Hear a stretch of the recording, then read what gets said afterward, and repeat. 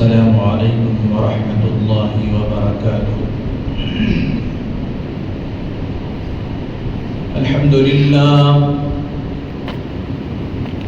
لله نحمده ونستعينه ونستغفره ونؤمن به ونتوكل عليه ونعوذ بالله من شرور أنفسنا ومن سيئات أعمالنا. من يهده الله فلا مضل له ومن يضلله فلا هادي له. ونشهد أن لا إله إلا الله وحده لا شريك له. ونشهد أن سيدنا وسندنا وحبيبنا وإمامنا ومولانا محمد وبارك وسلم تسليما كثيرا أرسله الله تعالى بين يدي الساعة بشيرا ونذيرا وداعيا إلى الله بإذنه وسراجا منيرا. أما بعد فقد قال الله تبارك وتعالى في القرآن المجيد والفرقان الحميد: أعوذ بالله السميع العليم من الشيطان الرجيم. بسم الله الرحمن الرحيم. سبحان الذي أسرى بعبده ليلا من المسجد الحرام إلى المسجد الأقصى الذي باركنا حوله لنريه من آياتنا إنه هو السميع البصير. وقال تعالى: ثم دنا فتدلى فكان قاب قوسين أو أدنى فأوحى إلى عبده ما أوحى. صدق الله العظيم وصدق رسوله النبي الكريم ونحن على ذلك لمن الشاهدين والشاكرين. سبحانك لا علم لنا إلا ما علمتنا إنك أنت العليم الحكيم. رب اشرح لي صدري ويسر لي أمري واحلل عقدة من لساني يفقه قولي. اللهم صل على سيدنا مولانا محمد في أول كلامنا. اللهم صل على سيدنا مولانا محمد في أوسط كلامنا. اللهم صل على سيدنا مولانا محمد في آخر كلامنا. हर किस्म की तमाम तारीफ़ें, तमाम बड़ाइयाँ और बुजुर्गियाँ खुदाए रब्बुल जलाल के लिए जिसकी खुदाई में कोई शरीक नहीं, वह अकेला परवरदिगार है, उसका कोई साझी और हमसर नहीं, वो हमेशा से है और हमेशा रहेगा। हम सब उसके कमज़ोर और नातवा बंदे हैं, वो हमारा खालिक व मालिक, पालनहार और परवरदिगार। हर पल हर लम्हा करोड़ अनगिनत तादाद दरूद व सलाम मोहसिन इंसानियत फ़ख्र मौजूदात खुलासाए कायनात खातिमुन नबीयीन शफीउल मुज़नबीन रहमतुल लिल आलमीन मोहम्मद मुस्तफ़ा अहमद मुजतबा हज़रत रसूल पाक सल्लल्लाहु अलैहि वसल्लम पर या रब्बि सल्लि व सल्लिम दाइमन अबदा अला हबीबिका खैरिल खल्क़ि कुल्लिहिम। सबसे पहले मशीयत के अनवार से نقش روئے محمد بنایا گیا، پھر اسی نقش سے روشنی مانگ کر بزم کونوں مکاں سجایا گیا۔ معزز سامعین اکرام، فرزندان اسلام، بہت ہی قابل قدر بزرگوں اور دوستوں، آج کی جو تاریخ ہے 28 رجب المرجب، یہ رجب کا مہینہ بہت ہی بابرکت اور بہت ہی عظیم الشان مہینہ ہے جو ہم سے رخصت ہونا چاہ رہا ہے۔ اس کے بعد جو مہینہ آئے گا وہ شعبان المعظم کا مہینہ ہے، اور پھر تو کیا ہے، بہاروں والا مہینہ آنے والا ہے، برکتوں والا مہینہ آنے والا ہے، رحمتوں والا مہینہ آئے گا جس کو رمضان المبارک کہا جاتا ہے۔ ان تینوں مہینوں کی مثال آپ ایسے سمجھ لیں جیسے آپ ایک پرانے پوسیدہ گھر کو آراستہ کرنا چاہ رہے ہیں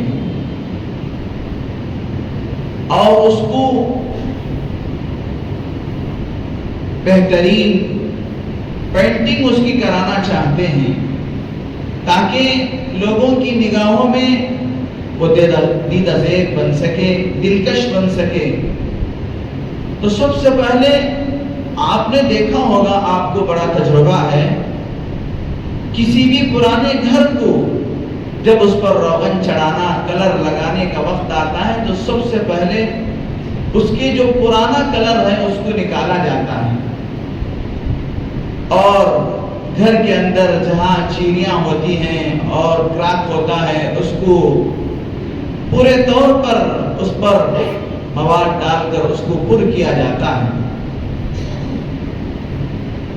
اور پھر اس کے بعد اس پورے دیواروں کو پہلے لپم وغیرہ کے ذریعے سے اور دیگر چیزوں کے ذریعے سے اس کو درست کر لیا جاتا ہے، اور جب آخری مرحلہ آتا ہے تو اس کا جو تیسرا مرحلہ ہوتا ہے اس پر آدمی اپنے پسند کا رنگ چڑھا کر اس بلڈنگ کو اور اس عمارت کو دیدہ زیب بنا دیتا ہے، دلکش بنا دیتا ہے، اور جب جا کر وہ بلڈنگ پورے طور پر نمایاں نظر آتی ہے۔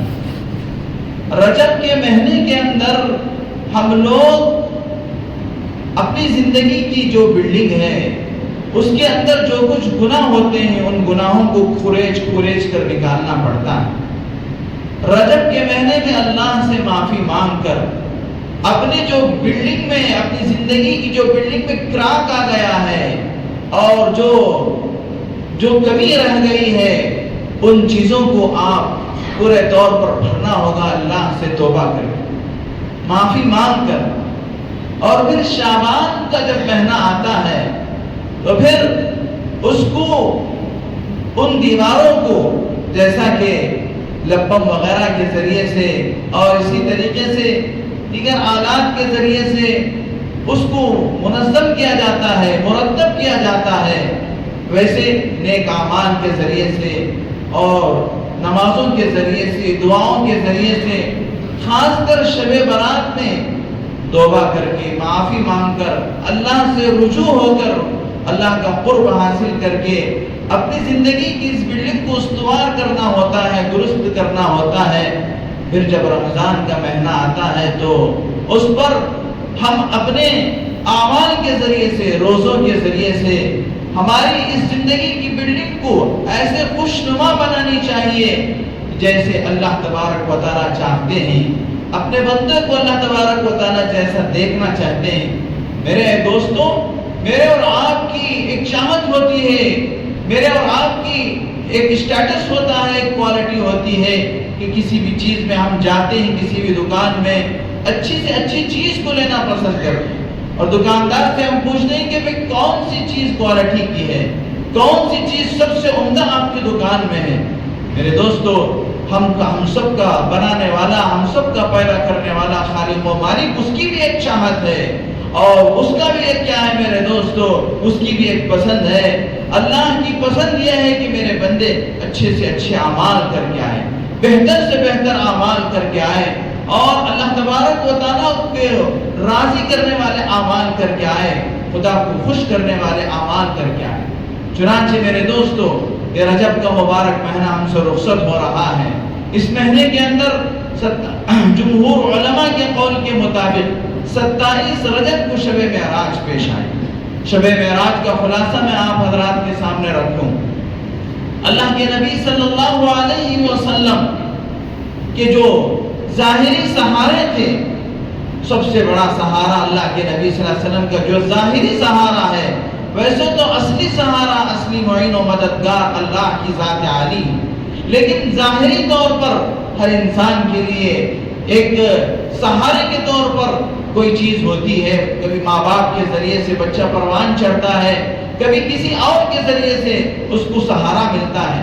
نبی پاک صلی اللہ علیہ وسلم جب نبوت کا اعلان فرمائے تو سارا عرب آپ کا دشمن ہو گیا، آپ کے رشتہ دار آپ سے ناراض ہو گئے، اور آپ علیہ السلام کے لیے ان کے لیے طرح طرح کی سازشیں کی گئی۔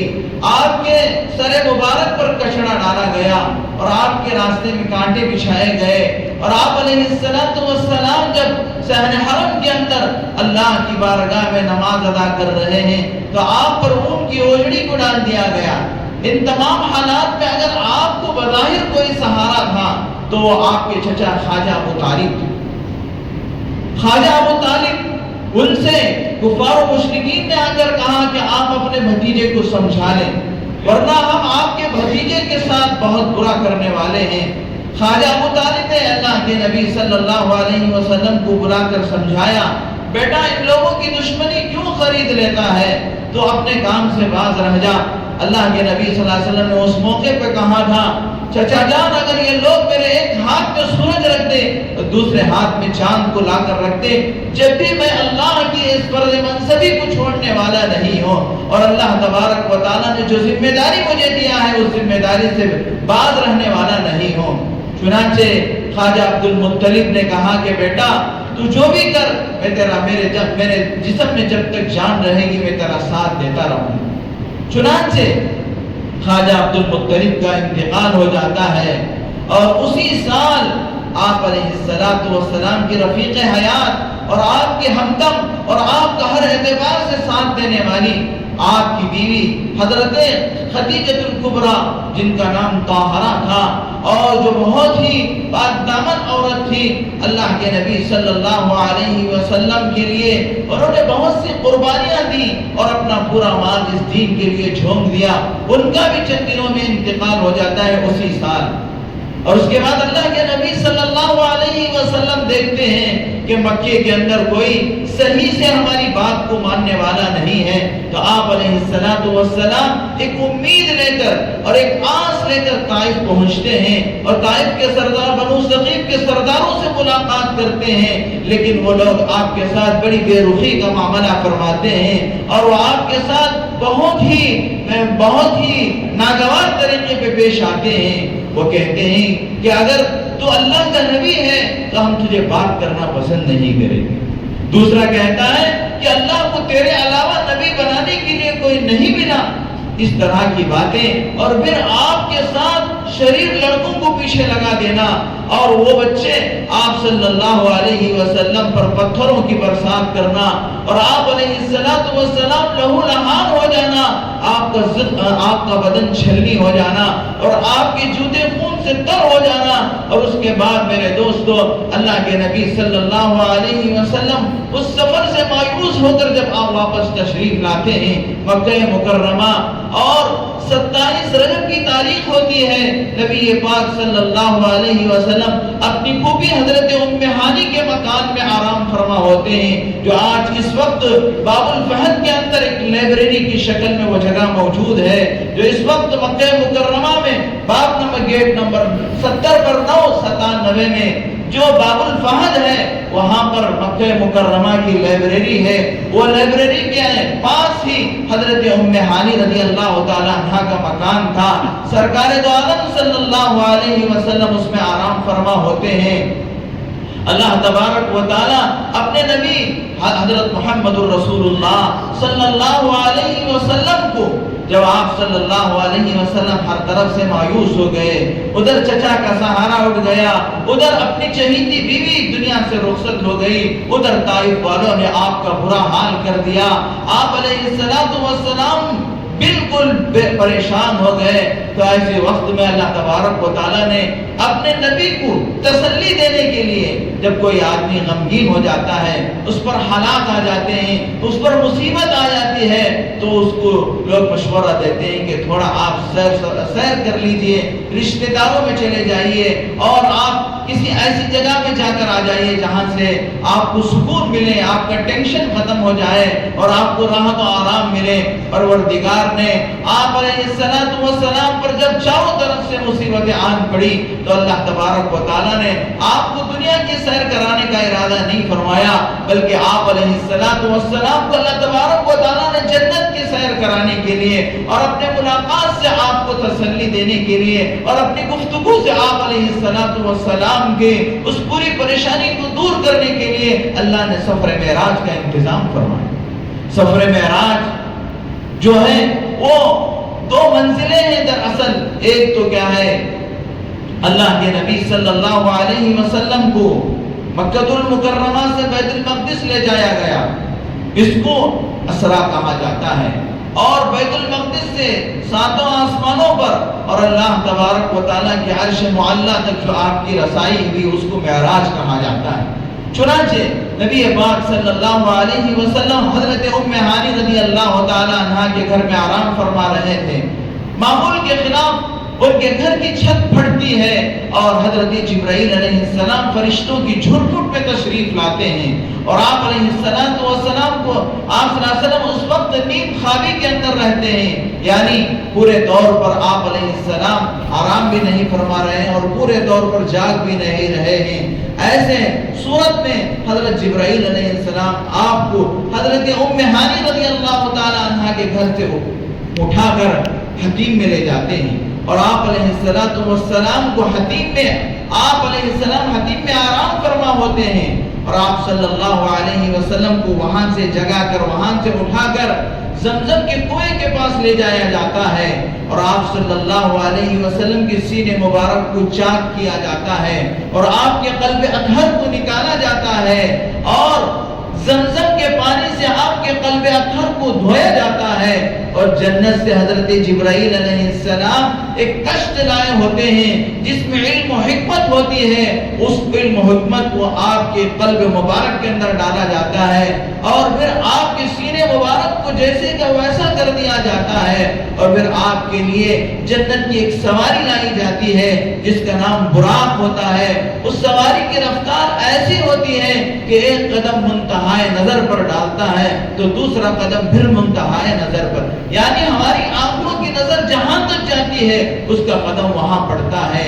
براق سواری پر نبی پاک صلی اللہ علیہ وسلم حضرت جبرائیل اور حضرت میکائیل علیہ السلام کے ساتھ تشریف فرما ہوتے ہیں۔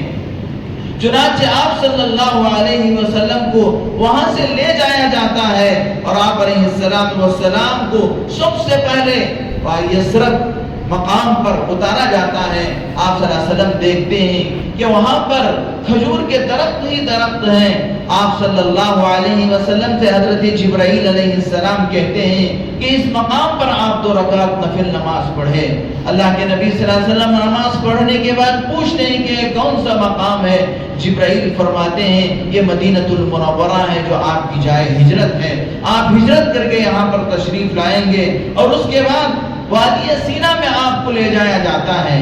وادی سینا جس کو طور سینا کہا جاتا ہے، وادی موسیٰ کہا جاتا ہے، یہ وہ وادی ہے جہاں پر اللہ تبارک و تعالیٰ نے سیدنا حضرت موسیٰ علیہ السلام سے ہم کلام ہوا، اور اللہ تبارک و تعالیٰ نے سیدنا موسیٰ علیہ نبینا علیہ السلام کو پیغمبری عطا فرمایا۔ چنانچہ اللہ کے نبی صلی اللہ علیہ وسلم اس وادی سینا میں اتر کر 2 رکعت نماز پڑھتے ہیں، اور پھر آگے تشریف لے جائے جاتے ہیں، اور شہر مدین میں پہنچتے ہیں۔ شہر مدین میں 2 رکعت نماز پڑھنے کے لیے اللہ کے نبی صلی اللہ علیہ وسلم سے کہا جاتا ہے۔ رسول اللہ صلی اللہ علیہ وسلم شہر مدین میں 2 رکعت نماز پڑھتے ہیں، اور یہ شہر مدین حضرت شعیب علیہ السلام کی بستی ہے۔ حضرت شعیب علیہ السلام حضرت موسیٰ علیہ السلام کے سسر ہیں، اور اس کے بعد آپ کو آگے لے جایا جاتا ہے بیت اللحم، جہاں اس وقت بیت المقدس موجود ہے، وہاں پر آپ کو 2 رکعت نماز پڑھائی جاتی ہے۔ اور فرمایا حضرت جبرائیل علیہ السلام نے یہ مقام بیت اللحم ہے، یہاں پر اللہ تبارک و تعالیٰ نے معجزانہ طریقے پر سیدنا حضرت عیسیٰ علیہ السلام کو بغیر باپ کے حضرت مریم کے وطن سے پیدا فرمایا۔ چنانچہ اللہ کے نبی صلی اللہ علیہ وسلم وہاں سے آگے بڑھتے ہیں، اور ایک سرخ ٹیلہ نظر آتا ہے۔ اس سرخ ٹیلے کے نیچے ایک قبر ہوتی ہے۔ اللہ کے نبی صلی اللہ علیہ وسلم دیکھتے ہیں کہ اس قبر میں سیدنا حضرت موسیٰ علیہ السلام کھڑے ہو کر نماز ادا فرما رہے ہیں۔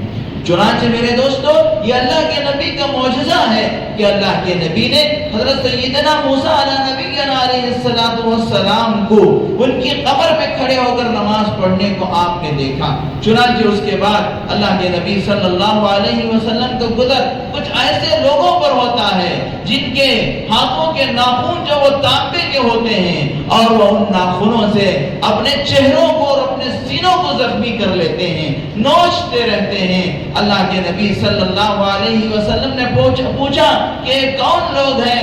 حضرت جبرائیل علیہ السلام نے فرمایا یہ آپ کی امت کے وہ لوگ ہیں جو لوگوں کی غیبت کرتے ہیں۔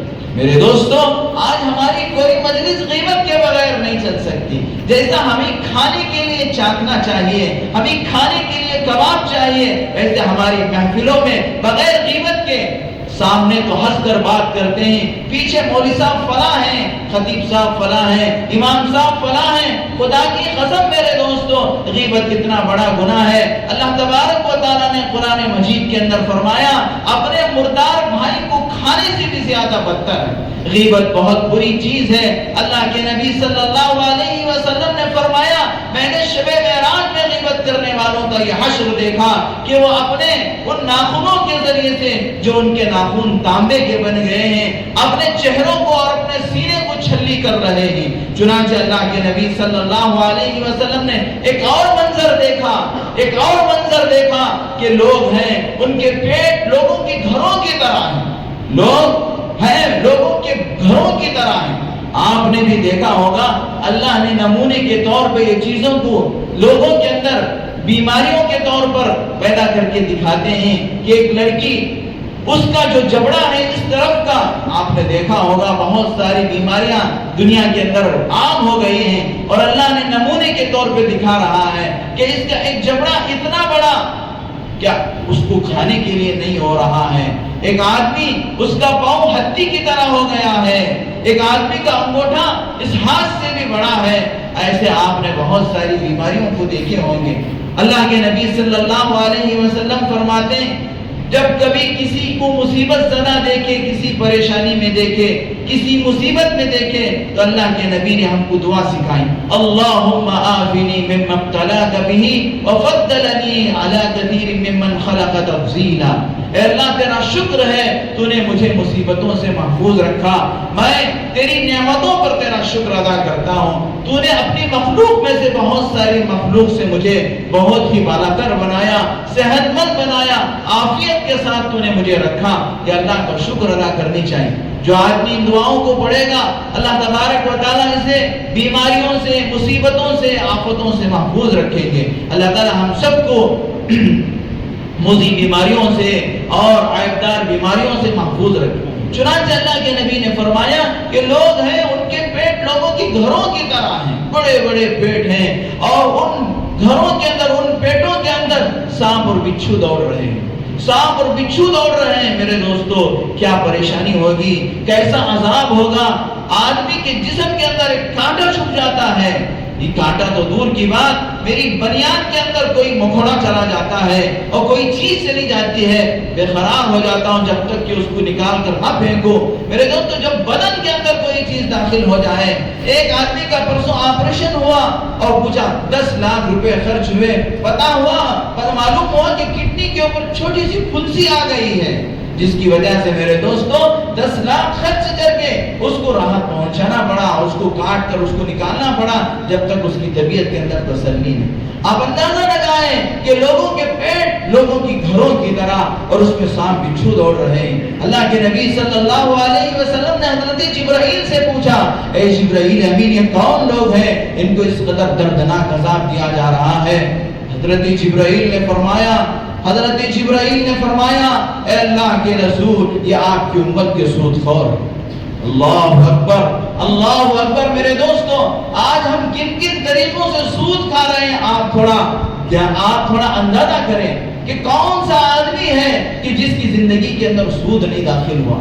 آج ہر ایک اس بیماری کے اندر مبتلا ہے، چھوٹے چھوٹے کاروباری سود کے اندر مبتلا ہیں، بڑے بڑے کاروباری سود کے اندر مبتلا ہیں۔ سود اتنی خطرناک چیز ہے میرے دوستو، اللہ تبارک و تعالیٰ نے سود کھانے والوں کے ساتھ جنگ کا اعلان فرمایا ہے، اور سود اتنا خطرناک ہے۔ رسول اللہ صلی اللہ علیہ وسلم نے فرمایا کہ سود کا 1 درہم اپنی ماں سے زنا کرنے سے زیادہ بدتر ہے۔ چنانچہ سود خوروں کا حشر اللہ کے نبی صلی اللہ علیہ وسلم نے معراج کے سفر میں دیکھا۔ میرے دوستو اگر آدمی بچنا چاہے گا، تقوی اختیار کرے گا، اللہ تعالیٰ اسے بچائیں گے۔ اگر آدمی مبتلا ہونا چاہے گا، اللہ تعالیٰ اسے مبتلا کر دیں گے۔ پھنسنا چاہے گا تو اللہ تعالیٰ پھنسائیں گے۔ ابھی میرے ساتھ میں سفر میں تھا، مدینہ منورہ میں تھا، وہاں مکہ مکرمہ کے اندر ہمارے بنگلور کے ہی ایک ڈاکٹر صاحب ہیں، ان کے بھائی نے ان سے کہا کہ ہم ایک گھر خریدنا چاہتے ہیں، اس میں تم بھی شریک ہو جاؤ اور ہم بینک سے لون لیں گے۔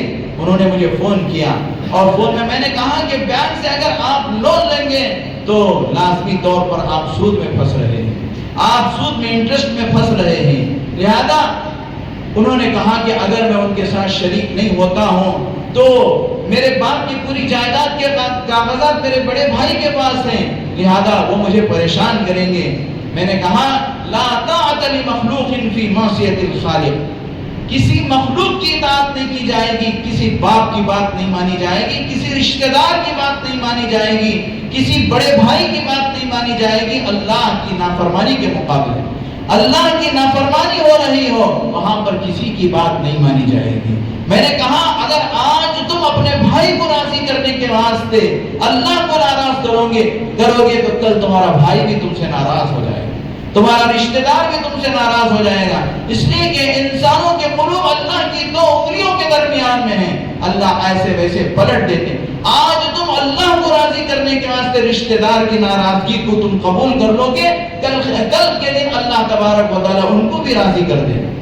اللہ کو راضی کرنے کے واسطے رشتہ دار سے ناراضگی مول لینا ٹھیک ہے، لیکن اللہ کو ناراض کر کے رشتہ داروں سے خوشی، باپ کو خوش کرنا، ماں باپ کو خوش کرنا، میرے دوستو اللہ تبارک و تعالیٰ ایک وقت لائیں گے کہ ماں باپ بھی ناراض ہو جائیں گے، رشتہ دار بھی ناراض ہو جائیں۔ پھر میں نے ان کو کہا، مشورہ دیا کہ آپ ایسا کرو، آپ اپنی بساط، اپنی طاقت کے بقدر آپ کے پاس آپ سے جتنا ہو سکتا ہے ان کو اس گھر خریدنے کے لیے قرض حسنہ کے طور پر آپ پیسے دے دو، اور ان سے کہو کہ جب آپ کو سہولت ہو اس وقت مجھے پیسے واپس لوٹا دو۔ الحمدللہ وہ ڈاکٹر صاحب بڑے دیندار، میری اس بات کو سن کر انہوں نے میرے ہی ہاتھ سے ان کے لیے پیسے بھجوا دیے کہ آپ کے پیسے قرض حسنہ کے طور پر رکھ لو، میں آپ کے ساتھ گھر خریدنے میں، لون لینے میں شریک نہیں ہوں گا، میں مکہ المکرمہ میں رہا ہوں، اللہ کو کیا منہ دکھاؤں گا، اللہ کے گھر میں جب جاؤں گا تو کیا چہرہ لے کر میں جاؤں گا، اس لیے میں اس سودی کاروبار میں اور اس سودی معاملے کے اندر دخل نہیں دے۔ آج میرے دیکھیے تقوی آدمی اختیار کرتا ہے تو اللہ تعالیٰ اس کے لیے حلال طریقے کے راستے نکال دیتے ہیں۔ چنانچہ سود خوروں کے بارے میں اللہ کے نبی صلی اللہ علیہ وسلم نے فرمایا کہ یہ بہت بڑی مصیبت میں ہے، اور اس کے بعد اللہ کے نبی صلی اللہ علیہ وسلم نے ایک اور منظر دیکھا، اس پر میرے تمام بھائیوں سے درخواست ہے کہ اس پہ غور کرنے کی ضرورت ہے۔ اللہ کے نبی صلی اللہ علیہ وسلم نے شب معراج میں ایک منظر دیکھا کہ ایک آدمی کا سر ہے، اس کے سر کو بڑی چٹان سے پھوڑا جا رہا ہے، ایک بڑی چٹان آتی ہے اور اس کے سر پر پڑتی ہے، جس کی وجہ سے اس کا سر چکنا چور ہو جاتا ہے، اس کا بھیجا بھی باہر نکل جاتا ہے، اس کی آنکھیں بھی پھوٹ جاتی ہیں۔ میرے دوستو غور کرو، یہ اللہ کے نبی صلی اللہ علیہ وسلم کا فرمان ہے، زمین ٹلت زمان ٹلت گل محمد نہ ٹلت۔ زمین اپنی جگہ سے ہٹ سکتی ہے، وہ زمانہ بدل سکتا ہے، لیکن نبی کی بات نہیں بدل سکتی۔ آپ مخبر صادق ہیں، آپ سچے ہیں، آپ صلی اللہ علیہ وسلم کی کوئی بات جھوٹ نہیں ہو سکتی۔ اللہ کے نبی اپنی زبان نبوت سے کہہ رہے ہیں کہ جو بے نمازی ہوگا، میں نے یہ منظر دیکھ کر آیا معراج کے موقع پہ، اس کے سر کو بڑی چٹان سے کچلا جا رہا ہے، اور پھر آنکھ کے آنکھ میں وہ سر جیسے کہ ویسا ہو جاتا ہے، اور پھر چٹان آتی ہے، پھر اس کو کچلا جاتا ہے۔ قیامت تک اس کے ساتھ یہی منظر ہوتا رہے گا، یہی معاملہ ہوتا رہے گا۔ اللہ کے نبی صلی اللہ علیہ وسلم نے فرمایا کہ بے نمازی کی سزا ہے، نماز میں سستی کرنے والوں کو یہ سزا دی جائے گی۔ اب نماز ہی ہم چھوڑ دے رہے ہیں، نماز ہی اڑا دے رہے ہیں۔ میرے دوستو 5 وقت کی نماز ہمارے اوپر فرض ہے، کسی بھی حالت میں معاف نہیں ہے۔ اگر آدمی کھڑ کر نہیں پڑھ سکتا تو بیٹھ کر نماز پڑھنے کا حکم ہے، بیٹھ کر نماز نہیں پڑھ سکتا تو لیٹ کے نماز پڑھنے کا حکم ہے۔ اگر آدمی اشارے سے پڑھ سکتا ہے تو اشارے سے نماز پڑھنے کا حکم ہے۔ میرے دوستو نماز چھوڑنے کا کہیں بھی اجازت نہیں، نماز چھوڑنے کی بالکل اجازت نہیں ہے۔ چنانچہ میرے دوستو اللہ کے نبی صلی اللہ علیہ وسلم نے ایک اور لوگوں کو دیکھا کہ جو زکات نہ دینے والوں کا انجام بھی اللہ کے نبی نے دیکھا۔ وقت کی کم دامانی کی وجہ سے مختصر کرتے ہوئے اللہ کے نبی صلی اللہ علیہ وسلم جب جا رہے تھے تو ایک بوڑھے نے آپ کو بلایا۔ حضرت جبرائیل نے کہا کہ اے اللہ کے نبی آپ آگے بڑھ جائیے، اور جب آگے بڑھے تو ایک بوڑھیا نے آپ کو بلایا۔ اللہ کے نبی سے حضرت جبرائیل نے کہا کہ اللہ کے نبی آپ آگے بڑھ جائیے، اور اس کے بعد ایک نورانی چہروں والی ایک جماعت، 3 آدمیوں کی جماعت تھی، انہوں نے آپ کو سلام کیا۔ حضرت جبرائیل علیہ السلام نے فرمایا اللہ کے نبی آپ ان کے سلام کا جواب دیجئے۔ چنانچہ اللہ کے نبی نے ان کے سلام کا جواب دیا۔ اس کے بعد اللہ کے نبی نے حضرت جبرائیل علیہ السلام سے پوچھا کہ وہ بوڑھا کون تھا؟ حضرت جبرائیل علیہ السلام نے فرمایا کہ وہ بوڑھا شیطان تھا جو آپ کو اپنی طرف راغب کر رہا تھا، اپنی طرف بلا رہا تھا۔ آپ نے اچھا کیا کہ اس کی طرف دیکھا بھی نہیں۔ اور وہ بڑھیا کون تھی؟ تو حضرت جبرائیل علیہ السلام نے کہا کہ وہ دنیا تھی جو آپ کو اپنی طرف بلا رہی تھی، لیکن آپ نے دنیا کی طرف توجہ نہیں کی۔ چنانچہ اور یہ جو نورانی چہرے کون تھے؟ تو حضرت جبرائیل علیہ السلام نے کہا یہ حضرت ابراہیم علیہ السلام اور حضرت موسیٰ علیہ السلام اور حضرت عیسیٰ علیہ السلام تھے جو آپ کو سلام پیش فرما رہے تھے۔ چنانچہ اللہ کے نبی صلی اللہ علیہ وسلم نے ان کے سلام کا جواب دیا، اور اللہ کے نبی صلی اللہ علیہ وسلم نے ایک جگہ سے گزرے تو آپ کو وہاں سے پھوٹ پھوٹ کے خوشبو آ رہی تھی۔ حضرت جبرائیل سے اللہ کے نبی صلی اللہ علیہ وسلم نے پوچھا کہ یہ خوشبو کہاں سے آ رہی ہے؟ تو حضرت جبرائیل علیہ السلام نے فرمایا یہ فرعون کے مشاطہ کی قبر سے اور اس کے بچوں کی قبر سے آ رہی ہے۔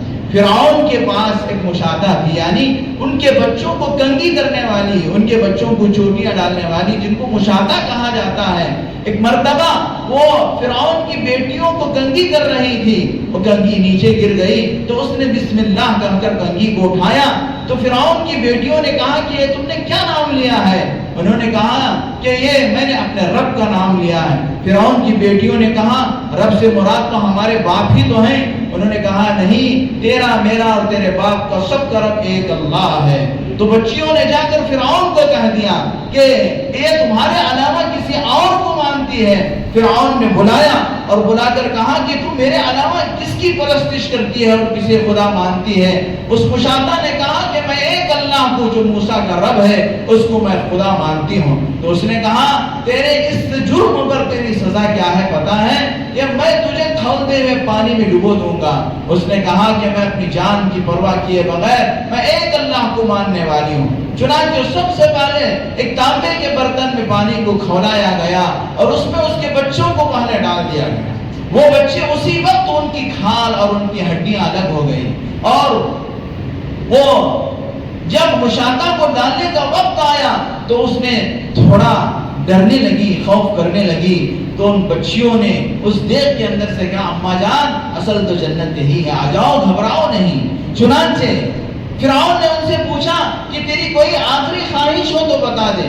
اس نے کہا کہ میری آخری خواہش یہی ہے کہ میری ہڈیوں کو جب گل جائیں گے، ہڈی اور بوٹی الگ ہو جائے گی، تو میرے اور میرے بچوں کو ہڈیوں کو لے کر کسی جگہ پہ دفنا دینا، کسی جگہ پہ گاڑ دینا۔ چنانچہ اس کو بھی اس دیگ کے اندر ڈال دیا گیا، اور جب یہ ہڈی اور بوٹی الگ ہو گئی تو ان کی ہڈیوں کو ایک جگہ دفنا دیا گیا۔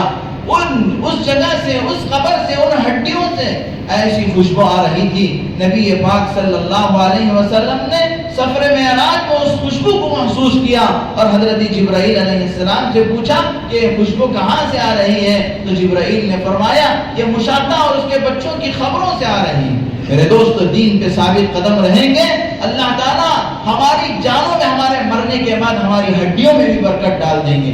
آج وقت ایسا خطرناک ہمارے ہندوستان کے اندر آ چکا ہے میرے دوستو، اس وقت ہمارے ایمان کا بہت بڑا، ایمان کے لیے بہت بڑا چیلنج ہے، لہذا ہم کو اپنے ایمان پر مضبوط اور ثابت قدمی کے ساتھ جمنا ہے۔ ایسا نہیں کہ ہم کیا ہے اللہ کو ناراض کر کے مغربی دنیا کے پیچھے چل کر میرے دوستو دنیا بھی برباد کر لیں گے، آخرت بھی برباد کر لیں گے۔ یہ 14 فروری کو جو ویلنٹائن ڈے آ رہا ہے، یہ دنیا کا عالمی فحاشی کا اور ریانیت کا دن ہے۔ اس دن سے بالخصوص ہمارے نوجوانوں کو بچنا چاہیے۔ اللہ اور اللہ کے رسول نے ہمیں حیا اور پاک دامنی کا حکم دیا ہے، قُلْ لِلْمُؤْمِنِينَ يَغُضُّوا مِنْ أَبْصَارِهِمْ وَيَحْفَظُوا فُرُوجَهُمْ۔ اے اللہ کے نبی، مومنوں سے کہہ دو کہ وہ اپنی نگاہوں کی حفاظت کریں اور اپنی شرمگاہوں کی حفاظت کریں۔ اسی طریقے سے میرے دوستو، آج ہمارے مسلمانوں کے ایک ایک مسجد کو ٹارگٹ بنایا جا رہا ہے، ایک ایک مدرسے کو ٹارگٹ بنایا جا رہا ہے۔ آج ہمارے اس ملک کی حکومت ہم پر ظلم ڈھانے کے لیے تل چکی ہے۔ ابھی کل کی بات ہے، اتراکھنڈ کے اندر ہلدیوان میں ایک مدرسے کو اور ایک مسجد کو شہید کر دیا گیا۔ جب وہاں کے مسلمانوں نے احتجاج کیا اور مسلمانوں نے سڑک پر نکل آئے تو اندھادھند ان پر فائرنگ کی جا رہی ہے۔ اب تک سینکڑوں لوگوں کو موت کے گھاٹ اتار دیا اور کئی لوگوں کو زخمی کر دیا گیا۔ یہ کل اور آج کی خبر ہے۔ اور اسی طریقے سے میرے دوستو، وقف بورڈ کے لیے اسمبلی کے اندر قانون لایا جا رہا ہے۔ وقف کی جتنی مساجد ہیں ان تمام مساجد کے لیے جو وقف کا قانون ہے، اس قانون کو ختم کرنے کے لیے آج بھی پارلیمنٹ کے اندر بحثیں چل رہی ہیں۔ اور آپ کو معلوم ہونی چاہیے ان مدارس اور مساجد کے بارے میں تقریباً 2.5 مہینے سے ہائی کورٹ اور اسی طریقے سے سپریم کورٹ کے اندر بحثیں ہو رہی ہیں۔ اللہ تبارک و تعالی ہمارے ملک عزیز کی حفاظت فرمائے، اور اللہ تبارک و تعالی یہاں کے مسلمانوں کی حفاظت فرمائے، اور اللہ تبارک و تعالی ہمارے مساجد کی حفاظت فرمائے۔ میرے دوست، ہم بہت مشکل دور سے گزر رہے ہیں۔ ہمارے اوپر ظالم حکومت، ہمارے بڑے جتنے بھی ہیں، چاہے جمعیت العلماء ہو، مسلم پرسن اللہ ہو، جتنے بھی ہیں وہ بالکل بے بس ہو چکے ہیں۔ کیا کرنا سمجھ میں نہیں آ رہا ہے۔ ایک ہی ایک ہتھیار ہمارے پاس ہے، وہ دعاؤں کا ہتھیار ہے، وہ نمازوں کا ہتھیار ہے۔ میرے دوستو، اب تو بھی دامن مصطفیٰ میں آ جائیے، اللہ تبارک و تعالیٰ کو راضی کر لیجئے۔ اللہ کے علاوہ ہمارا کوئی نگہبان نہیں ہے، اللہ کے علاوہ کوئی ہمیں بچا نہیں سکتا۔ میرے دوستو، نمازوں کی پابندی کرو۔ 5 وقت نماز کے اندر جمعہ کو جیسے آپ حاضر ہوتے ہیں ویسے حاضر ہو جاؤ۔ آپ کے سامنے ہاتھ جوڑ کے کہتا ہوں میرے دوستو، اللہ کو بنا لو، اللہ کے علاوہ ہمارا کوئی نہیں ہے۔ اللہ کے دامن کو مضبوطی کے ساتھ پکڑ لو، اللہ ہی ہماری حفاظت کرے گا۔ اس لیے میرے دوستو، آپ غفلت کو چھوڑ دو۔ جتنے دن آپ جیئیں گے ایک دن مر کر اللہ کو منہ دکھانا ہے، اللہ کے سامنے کھڑے ہونا ہے۔ اللہ تبارک و تعالیٰ پوچھیں گے ایسی مصیبتیں آ رہی تھی، تم نے مجھ سے رجوع کیوں نہیں ہوئے، مجھ سے مانگا کیوں نہیں، مجھے راضی کرنے کی کوشش کیوں نہیں کیے؟ تو میرے دوستو، ہم کیا جواب دیں گے؟ بالکل پوری دنیا کے حالات مسلمانوں کے خلاف بنتے جا رہے ہیں۔ اس وقت میں آخری ہتھیار ہمارے پاس جو دعا کا ہے اور نمازوں کا ہے، اللہ کو راضی کرنے کا ہے۔ بس میرے دوستو، اسی راستے سے اللہ کی مدد آئے گی، دوسرا کوئی راستہ نہیں ہے۔ انہی نمازوں کے راستے سے اللہ کی مدد آئے گی، انہی دعاؤں کے راستے سے اللہ کی مدد آئے گی، اس کے علاوہ ہمارے پاس کوئی چارہ نہیں ہے۔ ہم اللہ تبارک و تعالیٰ کو راضی کریں۔ اللہ تبارک و تعالیٰ بڑے بے نیاز ہیں، اللہ بڑے غفور الرحیم ہیں، اللہ بڑے معاف کرنے والے ہیں۔ اللہ تعالیٰ ہم سب کو عمل کی توفیق عطا فرمائے۔ وآخر دعوانا الحمدللہ۔